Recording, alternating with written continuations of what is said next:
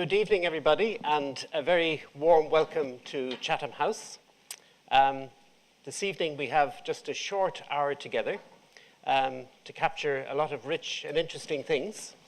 And we're going to have James Copnell, who has put together a very interesting compendium of recent and further history back in a book, The Poisonous Thorns of Our Hearts, which copies are available at the side here. And really we're going to ask James this evening to give us a little bit of a sense of what he has learnt and what he has put together through the exercise of capturing really important insights, I think, in terms of the histories of Sudan and South Sudan, but particularly looking at how they both come together and how they should be understood together. James has been a BBC correspondent in the region for a number of years. Before he came to the Horn of Africa and dealt with Sudan and South Sudan, he has had an active time in West Africa and is currently engaged in the region in various different forms. And to help us with our reflections on James's work this evening, we have one of our elders here from Sudan and South Sudan, Dr. Douglas Johnson, who is probably familiar to many of you, a scholar who has looked at various aspects of Sudan and South Sudan's history over the years, but also been involved in a lot of the important junctures of the peace process over the last 10 or 15 years, especially around the issues of boundaries and ABA, etc. So the plan for this evening is that we will ask James to give us some insights that he has gathered through the compilation of his book. We'll follow that up with Dr. Douglas, who will give us a perspective on what James will share with us. And then we have a chance to have some questions from the floor. So because time is short, I suggest that we go straight into our agenda, and we'll ask James to lead us in some reflections from your work. Welcome. Paul, thank you very much. Thank you very much to Chatham House too, and very nice to see so many friendly faces in the audience. The book is essentially an account of Sudan and South Sudan after separation in 2011. And actually there were some pretty extraordinary things that happened in that period, starting of course with separation itself, but also new conflicts in South Kordofan and Blue Nile, inter-ethnic clashes, a shutdown of an oil industry in which a government voluntarily chose to give up 98% of its own income, direct fighting between Sudan and South Sudan, and of course the tragic events happening now in South Sudan. It's incredibly rich material, as it were, though very depressing in some cases. And the Sudan and South Sudan that we know now, in some aspects, could be considered a fairly unlikely marriage. And I won't go through all the reasons that brought them together and tore them apart, because I think probably people here will have a fairly good grasp of that. But I do think it's important to say that those decades of conflict and underdevelopment and other things do have an impact on the Sudan of today and the South Sudan of today. For Sudan in particular, separation, I think, created two major problems. The first was economic, because about 3/4 of the daily oil production was in South Sudan. That meant the Sudanese economy took a real hit. It had really neglected other areas of its economy, so this was a particularly difficult blow. It had to remove fuel subsidies partially and then fully, and that led to people on the streets, protest, unrest, along with other consequences. And the second major problem was conflicts in South Kordofan and Blue Nile that had been frozen by the 2005 Comprehensive Peace Agreement heated up again just before and just after separation. And these were added, of course, to the ongoing conflict in Darfur, which began in 2003 by most accounts, though fighting had been going on even before that. And things got harder for Khartoum with the creation of the Sudan Revolutionary Front, a coalition group of rebel movements in November 2011. These conflicts, new and old, are in part due to Khartoum's failure to manage diversity. It's a very, very, very diverse country, Sudan, even after the separation of South Sudan. So one of the things I tried to do in the book was give the experience of ordinary people in quite different situations. So you take Mustafa, who's a businessman in Khartoum, pretty prosperous, drives a nice car, doesn't particularly like the NCP or dislike them, but he's able to accommodate with them. And then Hawa, who grew up in Darfur, got no education, few prospects. She works as a tea lady. Her only objective is to get to the end of her life and meet God, is how she put it. These kind of differences between opportunities exist in every country, but they're particularly stark, particularly pronounced in Sudan. And Sudan hasn't done a good job, not just under Omar al-Bashir, but for decades, of managing that sort of diversity. But after separation in particular, because of the challenges I outlined above, all Khartoum's political energy, all its financial resources went into fighting off these rebellions and into regime survival. Now, the NCP, the party trying to do this, is a sort of unwieldy coalition of Islamists, pragmatists, security faction, military. And often that means it's very difficult to tell which faction has the upper hand at any one particular time. And this leads sometimes to paralysis or confusion in its decision-making. And one key example of this was the July 28, 2011 deal in South Kordofan. It was meant to be a cessation of hostilities in the South Kordofan conflict, which was about 6 weeks old at that point. It was signed by Nafi Ali Nafi for the NCP. It would have had rebel fighters brought back into the National Army. It would have allowed SPLM North to exist as a political party. It was rejected by President Bashir, torn up essentially just a few days later. There are different theories as to why that happened. One is a secession clash between Nafi Ali Nafi and Ali Osman Taha. Another could be that the military felt that they could overcome the rebels without the need for this sort of deal. But essentially, that clash within the NCP or within those in control under President Bashir was one of the defining factors, I think, of the period after separation. In recent times, you've seen the military gaining the upper hand, and you see that by Bakri Hassan Saleh being named as first vice president and Ali Osman Taha and Nafi Ali Nafi being pushed aside.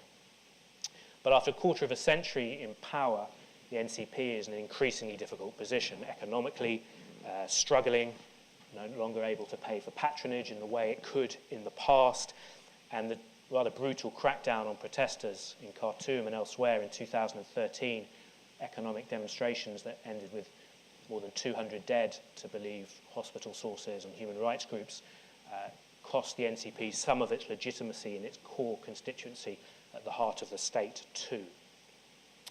So the NCP, I think, realizes what a difficult situation it's in, and that's why there's this talk of national dialogue, talk of reform. President Bashir made a big speech about it, though apparently it was met with quite a lot of disappointment by those who attended. There's a growing international consensus too, I think, that Sudan's problems can't be solved with piecemeal agreements. If you sign a deal in South Kordofan, that doesn't help you in Darfur. It doesn't deal with the fundamental issues of governance at the heart of the state. But this is something that has not been accepted by the NCP, so they talk to one politician but not another. They want to negotiate with the Darfuri rebels in one forum and SPLM North in another. There's a sense, possibly, that divide and rule tactics are being used when genuine reform is what is required. If I turn to South Sudan, in January 2011, the vote on unity or separation, nearly 99% of Southern Sudanese voted to go their own way, voted for separation. But that was just a mirage of unity. It was what the Southern Sudanese wanted, but I think there probably wasn't as much common ground behind that as one would have hoped, or the Southern Sudanese would have wanted. They also were, in many cases, unprepared, the rebels who led the country to independence, for governance.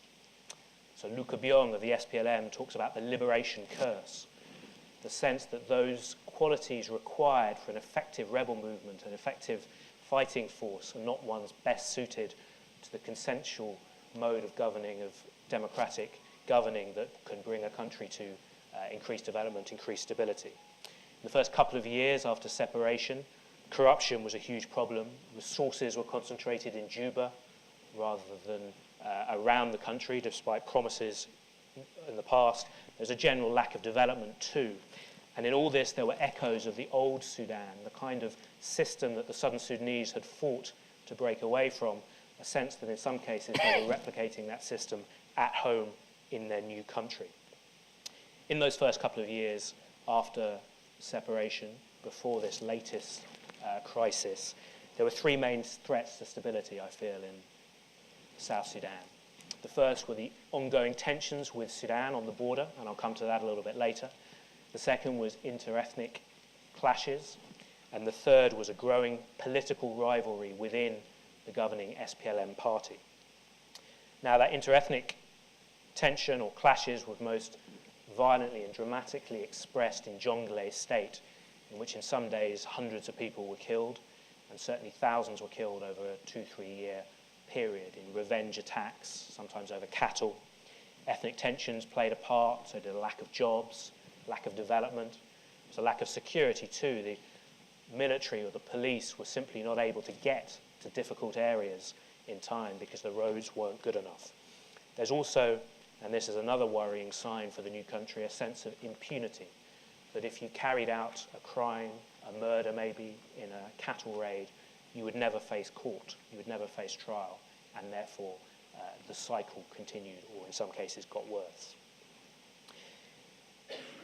The current events, which obviously everyone will be aware of, civil war splitting the country, grew out of political tensions.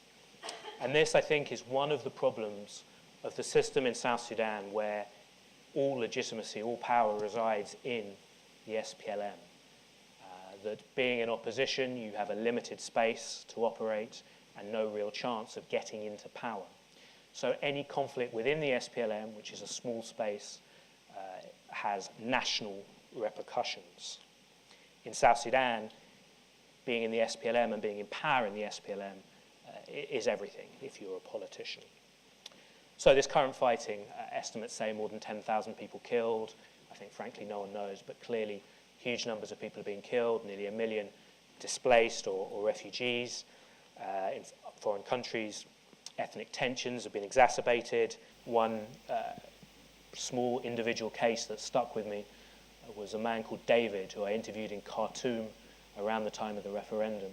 Southern Sudanese. He was planning to go back to the new country to live in an independent South Sudan. And a few months later, in late 2011, I saw him in Juba, and he hadn't found a job. He was a bit frustrated with the pace of change, but he was still happy to be free, delighted that he had a country to call his own. And then, around the time of this latest fighting, I found him by chance in a camp in the outskirts of a UN base in Juba, where he'd fled for his life. So many people's lives have been altered by this very depressing trajectory that South Sudan appears to have been on. There are talks going on in Addis between the warring parties and some involvement of other politicians too. There may well be some sort of carve-up based on a military basis, military balance of the moment. There are talks too to resolve the tensions within the SPLM. But all those in themselves, I think, will not be enough to cure the majority of South Sudan's problems. It needs a broader involvement in talks, civil society, youth groups, women's groups, and so on. A genuine program of national reconciliation, something to bring communities back together again. And I think there was a huge emphasis in South Sudan from the 2005 CPA, and again from independence in 2011, on state building, on building the institutions. And that's needed, very needed. But there wasn't enough emphasis on nation building. And I think without that, South Sudan faces quite a bleak future. Now, all this rather depressing train of events have led some people to question whether South Sudan should have become independent. That's not a position I share at all. I think South Sudanese, despite what has happened in the last few weeks and months, are still very happy to be free, as they see it, still very happy to have their own country, but the challenge now is to build a harmonious future for that country. Turning to the relationship between the Sudans, it's a fairly obvious point, but I think it's worth stressing that separation did not end the ties between the two countries, the ethnic ties, political ties, trade ties. I came across a man called Dr. Garang Thomas Dell, who, a Southern Sudanese man, son of a general, and he'd studied to become a doctor in Khartoum. and he fell in love with a northern Sudanese, and he courted her for 10 years, and they were happy, they were in love, but the family wouldn't accept that a northern Sudanese marry a southern Sudanese man. And eventually, 2-3 years before the split, her family agreed, and they got married, and they had a big wedding in Khartoum, and they had a couple of children. But then separation happened, and Dr. Garang ended up in South Sudan, and his wife and his 2 children are in Khartoum, and they need a visa to be able to see each other. Now, his example is not typical, but it does show the continuing ties, the continuing links between the 2 countries. And as Dr. Garang and Dr. Hiba, his wife, found out in the period immediately after separation, the relationship between Sudan and South Sudan was a very bad one indeed. This was the bitter and incomplete divorce of the subtitle of the book. Both Sudans gave some measure of support to rebel groups in the other country. To give one example, Bapin Montouil of the SSLA was nominally on paper based in Mayom County in Unity State, but actually if you wanted to see him, you went to Kalaklaweta, which is in the south of Khartoum, and he had a large house there. There was a Hummer, there was a Land Cruiser, he had armed guards outside, all from his Bull Nur subgroup. And likewise, the support went in both ways. One of the ways in which both countries undermined each other after separation. Not just rebels too, there were bitter negotiations about oil, about debt, about the disputed borders, because at the point when separation happened, there was no agreement on the complete borderline. Something like 20% of the border was estimated to be still in dispute or claimed by one side or the other. We're lucky enough to have someone who's done extensive research on the borders here as well, so he may well be able to talk more about that. But there was a hope at separation that the shared mutual interdependence of the economy could bind these 2 countries together, that a deal on oil, that South Sudan would export its oil through Sudan's pipelines, export terminal, refineries, and that both countries would benefit financially from this deal, and this could stick the 2 countries together. And in the first year or so after separation, that didn't happen. On January 2012, there was the oil shutdown I mentioned earlier, and essentially you had a sort of economic war between Sudan and South Sudan, both leaderships hoping the other in the other state would collapse under the economic pressure. And in April 2012, there was direct conflict on the border in an oil field area that the Sudanese call Hejlij and the South Sudanese Panthal, administered by Sudan, claimed by South Sudan. This was the lowest point. The armies of Sudan and South Sudan, helped in both cases by rebel movements, fighting each other on the disputed border, destroying oil facilities at a time when already both economies and both sets of people were suffering from the lack of oil money. But from that low point in April 2012, actually there's been improvements in the relationship between the 2, and a demonstration too of what that sort of improvement can mean. Under UN pressure, threat of sanctions, deals were signed in Addis Ababa in September, the September agreements, 9 deals in total, including on oil. So oil production eventually was able to restart, on trade, on a demilitarized buffer zone.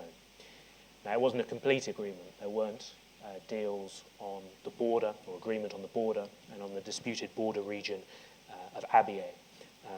And even 6 months later, following the Sudanese rebel attack on Abu Koshola, which Khartoum believed was supported by Juba, President Bashir threatened to shut down the pipelines once again, though that threat was averted by August of last year. But essentially, the September Agreement set up an environment in which both Sudan and South Sudan realized the mutual benefits they could gain. They realized that they weren't able to bring down the opposite political leadership, and that there could be some mutual benefits from allowing the oil to flow and calming things down on their respective border regions. And that led, in another little concrete step of progress, to many South Sudanese rebel groups, including Bapin Montouil, signing an amnesty with the South Sudanese government, a tangible sign of what sort of benefits a better relationship could bring. I'm aware we're moving out of time, so The South Sudanese crisis was the latest test of all this, and President Bashir came to Juba and he supported Salva Kiir, a sign then that this relationship, this improved relationship, had made a difference and fundamentally changed the potential balance of events in South Sudan at that point. But there are still a couple of potential problems. Firstly, that could change quickly. Khartoum is annoyed about the Ugandan military presence in South Sudan. It's also annoyed about what it sees as Sudanese rebels GEM fighting in South Sudan, getting weapons, getting fuel, and then going back into Sudan to fight there. There are also potential tensions over the border in Abyei. We've seen clashes in Abyei in the last few days. A sign too that there's a way in which this improved relationship could change around pretty quickly were it to suit the interests of both sides. And just to conclude very briefly, this improved relationship did bring about benefits to both Sudan and South Sudan, but ultimately I think it brought more benefits to the elite. This was a deal between the elites. And actually oil revenue hasn't really helped the people of South Sudan much. It hasn't helped the people of Sudan that much either. And what is more important and what hasn't really happened is increased trade and a better relationship along the border. And sometimes people away from their state governments have been able to create that better relationship along the border. So a deal between the elites is not in itself enough to resolve the problems. I think to conclude, the better that Juba and Khartoum get on, the better it is for the peoples of both Sudans, with that caveat that I just mentioned. But for both Sudans to truly know peace, there needs to be a fundamental change in which both countries are governed. Thank you very much. Thanks very much, James.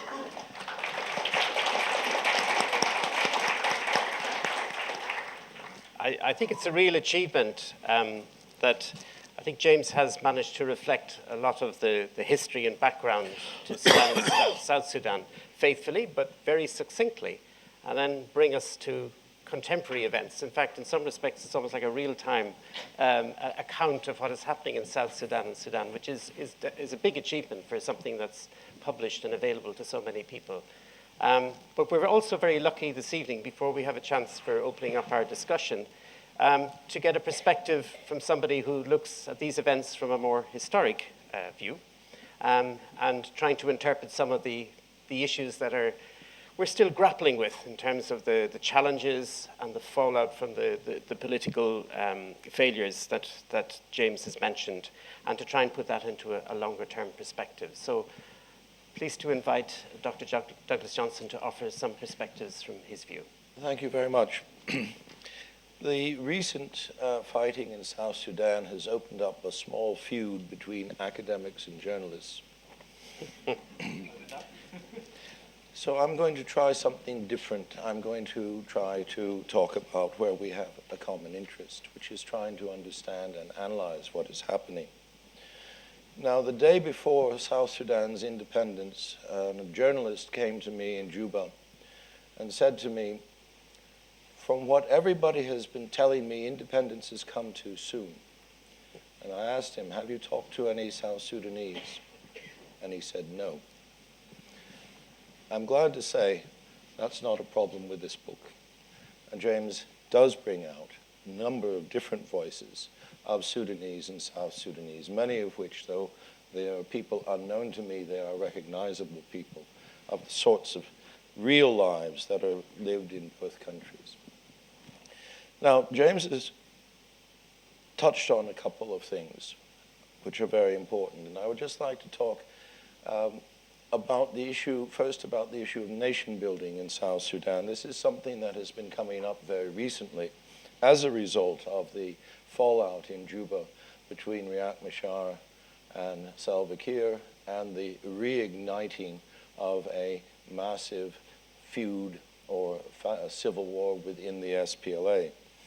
And one of the things that I think has been overlooked about the issue of nation building is that South Sudanese, throughout the 22 years of civil war, and even during the 6 years of the interim period, they were not all living in cattle camps or in villages in remote, deep rural areas.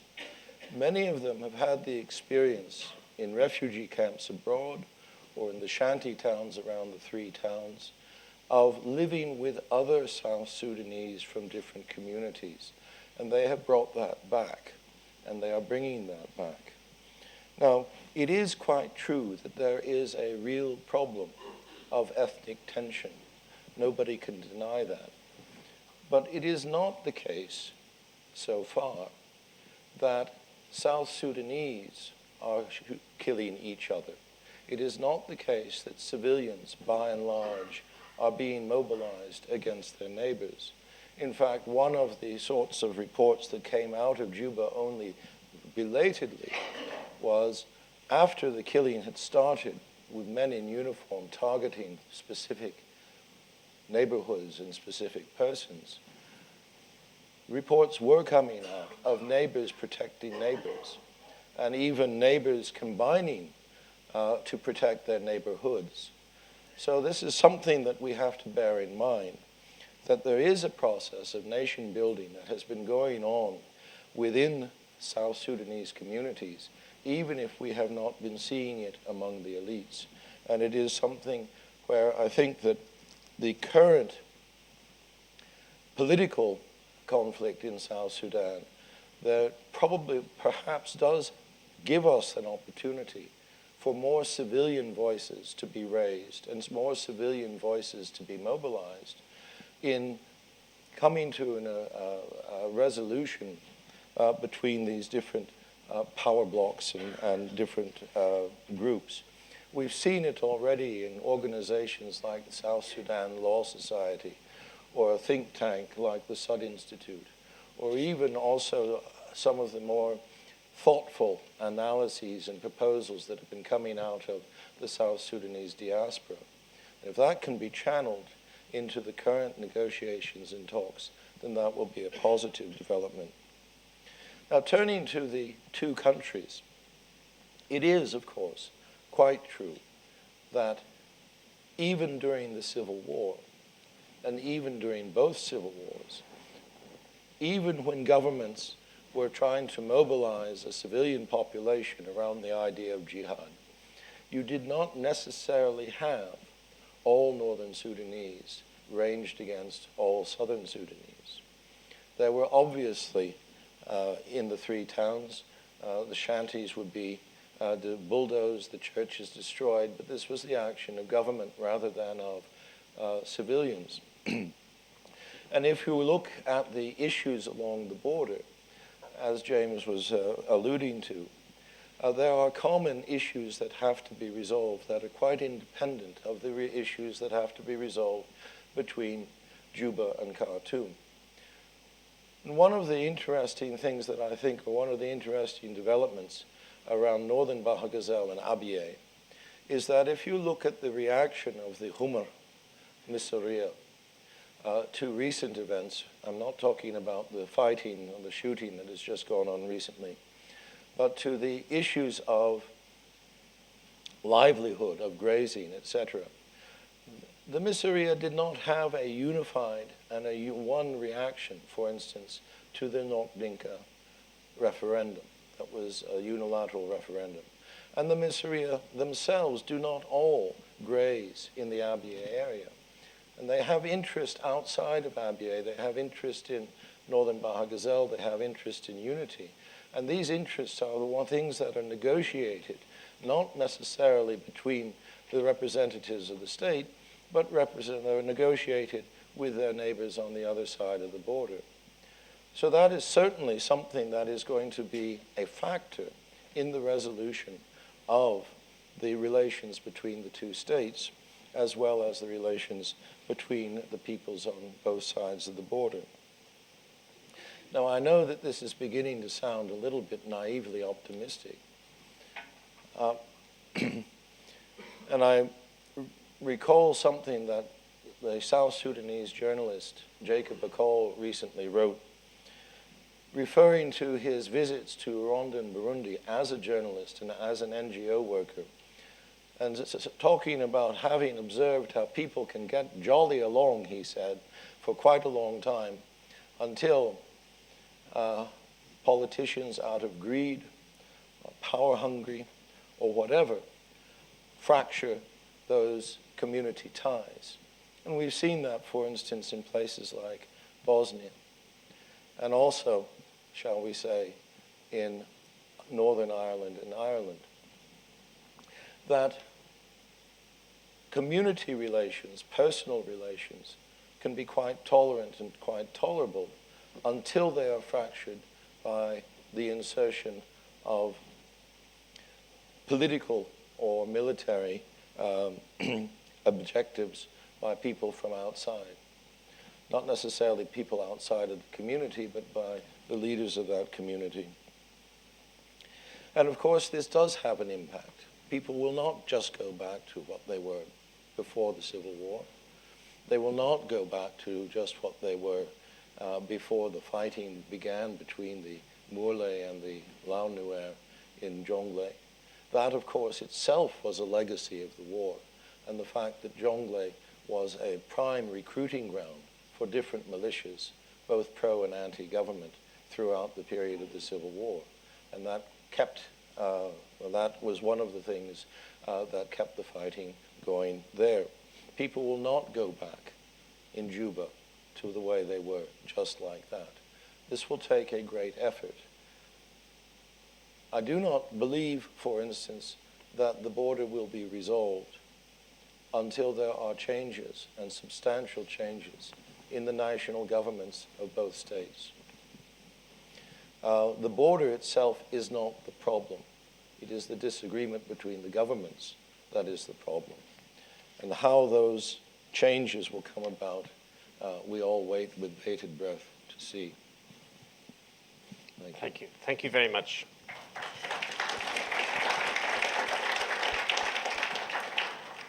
I think we're all struggling with the difficulties of the present and the challenges that Sudan is facing, and the very palpable challenges in South Sudan at the moment. But I think contributions like the work that James is sharing with us and the perspectives that Douglas is offering is, we have to keep checking ourselves so that we overcome stereotypes, that we try and look at a situation honestly and try to think as clearly as possible, to look at events that are current and sometimes difficult emotionally to deal with, but to look at them over time, look at where things have come from the past, but also to look at what is really a story of a journey, and there's a future to that journey, and these are dark times, but it doesn't mean that that's how that journey will end. And I think for those of us who have had the privilege of living in Sudan and South Sudan over the years and know the character of the many rich and diverse cultural backgrounds and the people that make that up, which I think, as Douglas has mentioned, I think is a great strength in the way you have captured this particular story by making some people very visible and accessible, is to me a reminder of the fact that despite the gloomy challenges that we have at the moment, there is a great capacity to overcome adversity and to find an eventual peaceful way forward. Now, I've promised to deliver you on time this evening, and I know we have a short time to have an opportunity for you to ask questions to James and to Douglas. What I propose doing is maybe picking 3 people at a time and asking you, and I know we're not always good at this, but to try and really focus on a very clear and concise question, and try not to put the statements and the observations with it, if at all possible, to give other people a chance maybe to ask a very clear and succinct question. So if I do it randomly, 1, 2, 3, and then hopefully we'll roll that through. So we'll start on my left here. 1, 2, and anybody down here, 3. My name is Hafiz Mohammed. I'm the director of Just Africa Sudan, Khartoum-based NGO. Actually, my question to James is he touched the stateless people? Because I have Mary used to work with me, and she born in Khartoum. She grew up there. All her friends, she doesn't even speak Denka. And now she have to go. And at the end, what happened? She couldn't stay in the south, and she have to move to Cairo. That is one problem. The other question is, do you think this divorce between Sudan and South Sudan, is it going to be the last divorce in Sudan? I don't think so, anyway. Okay. Thank you. We'll keep moving to the second and third question, and then we'll allow James to respond. I think number 2 is over here. Yes, yeah. Thank you. James McLeod, a member of Chatham House. I wonder if either of the speakers would like to comment or make a suggestion what the international community could do in both Sudans to help with the task of nation building and economic development. I'm thinking particularly of improving communications, roads, agriculture, etc. An example of a succinct question. Thank you. This is Dot from South Sudan. Mr. Peter, you have talked of inter-ethnicity fighting in South Sudan and limited space being given to the political parties and and the border issues. To me, I think if international community delay to intervene in bringing two countries together to solve border issues, this inter-ethnic fighting and limited space be given to political parties will not end, because these political parties were formed as a counter-insurgency strategy to keep the South under the nose. And the strategy has not ended from the day of separation. It still continues. And as my previous speaker asked, what is the stake of the international community to bring these two parties together? Thank you. Thank you very much. Thank you. Yes, thank you very much. Hafiz, the issue of citizenship is a particularly interesting one, I think. Essentially, Sudan decided that anyone it considered to be South Sudanese would lose its Sudanese nationality. And that was actually a punitive measure because many people in Sudan, including government ministers, have dual nationality, but Southern Sudanese in particular were not allowed that option. Essentially, they were paying the penalty for their fellow citizens' decision to separate. And that, I think, doesn't respond to the usual standards of international law. Yes, it created a class of people who grew up in Khartoum, maybe who didn't know South Sudan particularly well, and may struggle to adapt in Sudan.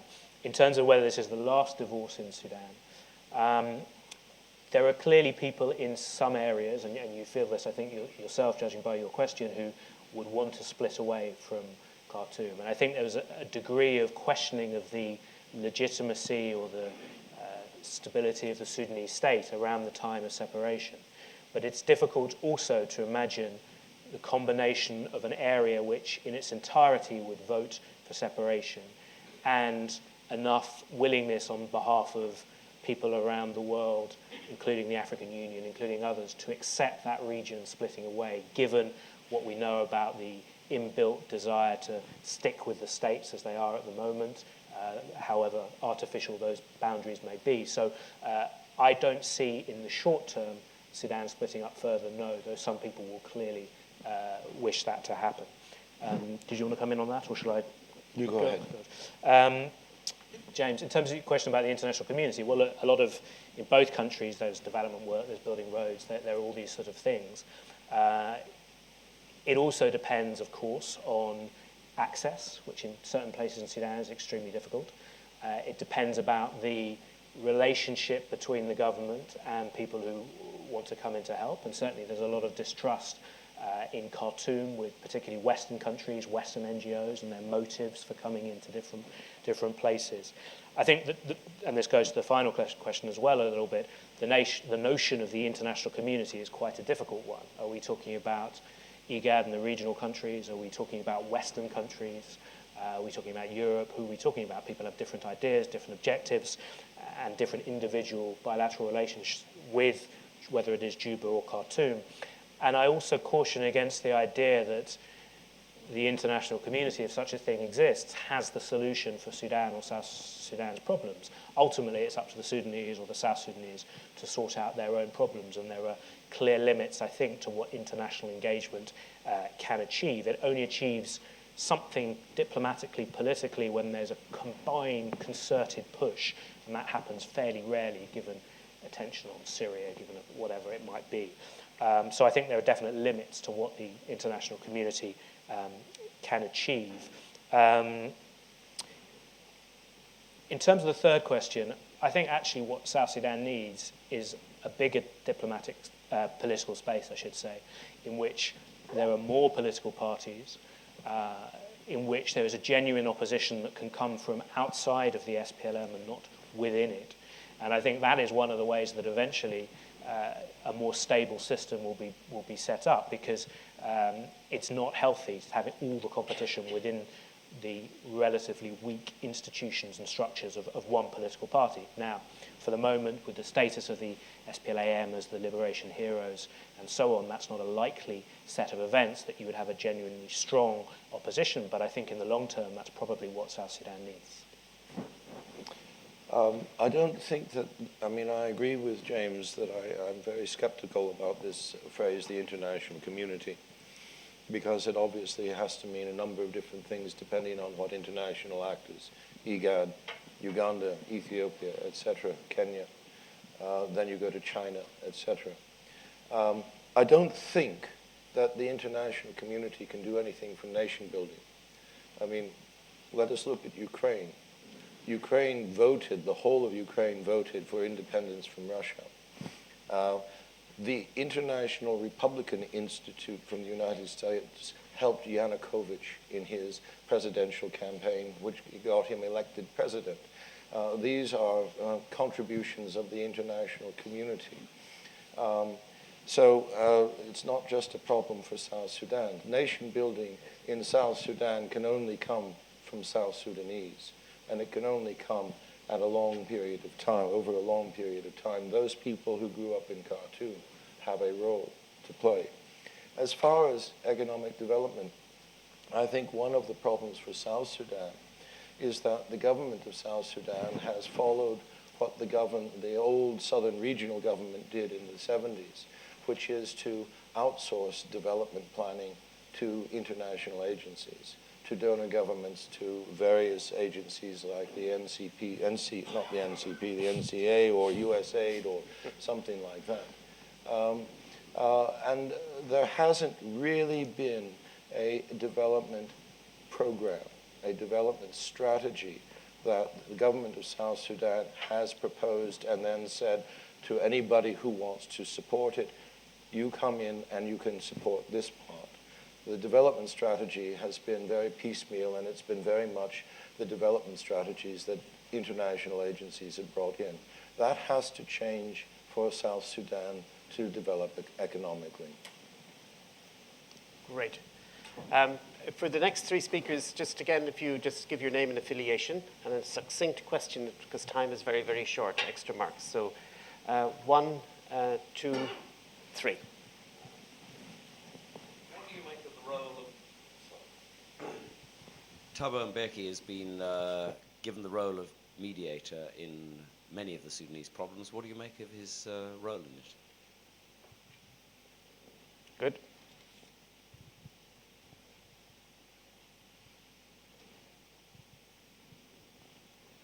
Paul Gabriel, analyst for control risks. I would be interested if you could say something about the prospect of Sudan militarily intervening in South Sudanese civil war, what form that might take and under which circumstances that might happen. Thank you. Thank you very much. And we have the lady over here. Yes, please. Sharon Cherambas from Kenya. I wanted to know whether you think that the military intervention by both international and local governments is actually aggravating the situation, and what do you reckon is the future? Do you foresee peace in South Sudan in the near future? Excellent. Very clear questions. Thank you very much. Thabo Mbeki is a mediator. Well, it's been a slightly interesting shifting role, because initially he was thought to be looking at Darfur, and there were various different bodies who wanted to mediate, including the head of UNAMID. And actually his role then shifted essentially to become a mediator between Sudan and South Sudan.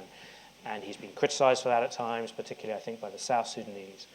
But I think actually the September agreements were a pretty sizable step forward. You know, if you look at the context that we were talking about a little bit earlier of economic warfare, of direct clashes on the border, to get some sort of agreement was, I think, quite a significant role. Then, interestingly, though I suspect he probably did have the mandate to intervene in the current crisis in South Sudan, he's taken a back seat, and it's become much more of a IGAD-dominated process. So that, I think, is something that would be interesting to know the reasons why. I don't know. But although he has been criticised at points, I think the September agreement is a fairly significant achievement. The form of a Sudanese military intervention in South Sudan. Well, there were press reports, they denied quite quickly, that the Sudanese military had been asked to come in and support or protect the oil fields. I would imagine that would be quite difficult for a South Sudanese leader to agree to. Just visually, it looks pretty bad to have the Sudanese come in to protect your oil fields. We've seen a call for IGAD support to protect the oil fields in recent times. I think if there is a military intervention, it will be more likely to be essentially backing Riek Machar militarily through arms, through whether channeled elsewhere or directly. And there's certainly, I think, fears about that in South Sudan. Not to say it is happening, but I think that would be the most likely for it to take if that was a decision Khartoum decided to take. And the final question on military intervention. I think the risk of military intervention, obviously the Ugandans have been the most high profile up until now, very criticised by the rebels and by some other people in IGAD, a possibility of IGAD forces too. Those who argue in favour of it will say that there were horrendous massacres in Bor and Malakal, and that was averted in Juba, say, because of the presence of Ugandan troops. That's one argument brought forward for that. It clearly changes the military balance, but South Sudan, Salva Kiir can argue that it's his prerogative to invite in the troops he wants. The concern I would have is that there's a danger of regionalising the conflict, that it becomes also about tensions between what Uganda and Kenya and Ethiopia and Sudan feel is going on in South Sudan and their roles in it. And ultimately, we may move away from a discussion of the South Sudanese internal issues which led us to this crisis point in the first place. Douglas. Thabo Mbeki, Martin didn't identify himself as a, what was it you were recently called by the air trains? No, we won't talk about that. I think that Thabo Mbeki's earlier interventions were misguided. I think that especially over the issue of the borders in Abyei, he didn't help, and that he actually set back any prospect of a resolution there. It's not entirely his fault, because I think it would have been very difficult to get a resolution, but he brought up the problem with a mediator is that a mediator wants to get everybody to yes. And so he was proposing so many different options that it was impossible to come up with something that was a real solution. I don't think the questions about military intervention were asked of me, so I won't answer them. Thank you. Excellent. Now we can just about squeeze in 3 more questions before we conclude. Just quickly scanning, we need to get our gender balance right. So 1, 2, and 3.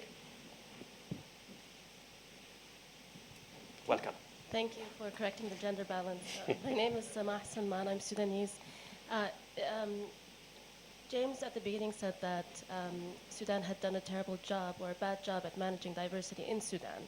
Would you say that the Sudanese government has done an equally poor job in managing itself within the international community? Or do you think that the Sudanese government was unfairly isolated by the policies of the Clinton administration, i.e. US sanctions, etc.? Thank you. Very good. Our second speaker was over here. Well, we could... Okay. Just, okay. Okay. The name is Marwan Morta. Congratulate James for his wonderful presentation and his book, actually, by the way. My question is, the issue between in Sudan and South Sudan in general is really fundamentally a question of redistribution and the question of poverty. South Sudan has been crying out for inward investment. The oil revenue is not enough to actually build the roads to South Sudan. But the West has been very reticent, and it's allowing space for China and stuff like that. So I really want to hear from the two speakers. Why is this hesitance? Because there's a lot of room in South Sudan for anybody to make wealth. They would make wealth. South Sudanese would benefit from tax revenue and so on. Thank you very much. I think there was a speaker, the person at the back. Hello, I'm Gonia Jawin, a member of Chatham House.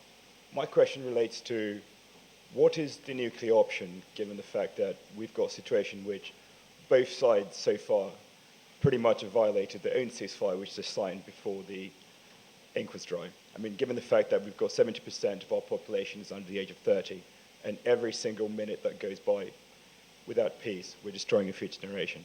And question number two is, UNIMIS, what's the honest appraisal of the performance to date, and what could they do better?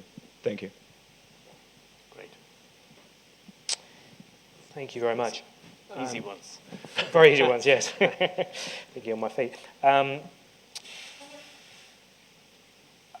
Again, we come back to the issue of what is the international community, but if we're talking about specifically the West and America, I think both Khartoum has done some things that that deserved punishment, if we want to use those rather dramatic phrases. That's why we saw sanctions and things like that. But also America, or a part of the American activist groups in particular, have fixated on a rather simplistic Khartoum good, everyone against it, evil sort of narrative. And consequently, the NCP... Sorry, did I say Khartoum good? Right, yeah. Thank you. That this narrative is actually very difficult to get out of. So, for example, some of the sanctions that were put on Sudan, particularly at the time of Darfur, actually technically don't have exit clauses. It's very, very difficult to remove them, and the political costs on people in Congress from being seen to support the NCP would be pretty difficult. So I don't think that there have been definite attempts by the NCP, including by sharing information on Al-Qaeda and people like that, to ingratiate themselves with Washington. And the constant refrain from the NCP is, we were promised this. We were told we would get, removal of sanctions, say, from the Americans in return. We did this, we didn't get it. And of course, the American line is, well, yes, but then you started the war in Darfur. Well, yes, then you started the war in South Kordofan. But I think the American political sphere is at a place where it's very, very difficult to give any carrots to the NCP, whatever it does at this point. Marwan's question in terms of why hasn't there been... I mean, I think, I think there's a big conference in Washington about attracting investment and so on. But I think America in particular sees South Sudan through the lens of development and helping people through NGOs and not as a place to do business in. And in part that's perception, and in part I think it's due to the challenges of political stability, and that maybe Chinese companies are more willing to take risks than American ones. And of course there's the legacy of sanctions themselves. So for years American companies were not allowed to operate in what is now South Sudan, and that of course means there's not the sort of institutional memory or the history of people investing in those kind of places. And then to be very brief, the question about UNMISS, they've been able to protect people in their camps, but quite frankly not much beyond that. That is often how peacekeeping missions work. I think the problem is the statements the UNMISS leadership made on separation was that they were going to protect people. They were going to protect civilians, and they quite clearly don't have the military capacity to do that. There's a lot of bad blood between Juba and UNMISS at the moment. I think a lot of it is frankly not justified by UNMISS's behaviour, though there are some questionable things. But ultimately, it's been what a lot of peacekeeping missions are, not very effective. Douglas, have you a final comment for us? On the matter of investment, again, I think that this is something where you've got to look at the policies of Juba.